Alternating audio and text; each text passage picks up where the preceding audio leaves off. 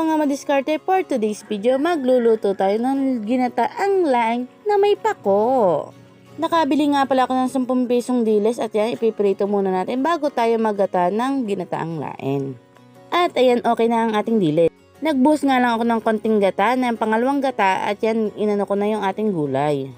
Kayo ba mga madiskarte, nakain din ba kayo ng ginataang laing? At ayan, naglagay na nga ako ng luya at bawang at naglagay na din ako ng pangalawang gata, binuhos ko na lahat siya at para dyan siya kumulo.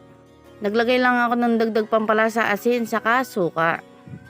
Ang suka daw ay para hindi kumatay ang ating laing. At ayan, pag kumukulo na, bahagya lang natin ito haluin para daw hindi kumatay, yun ang sabi ng matatanda.